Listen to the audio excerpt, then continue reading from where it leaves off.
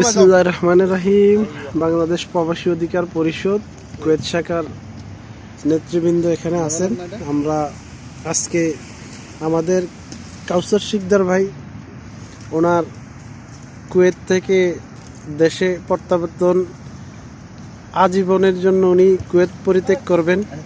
তো আমরা সকলেই কিনা একত্রিত হয়েছি এবং আমরা মর্মাহিত, অত্যন্ত দুঃখ ভরাক্রান্ত অন্তর নিয়ে আমরা তাকে কিনা এখানে বিদায় সংবর্ধনা দিতে এসেছি।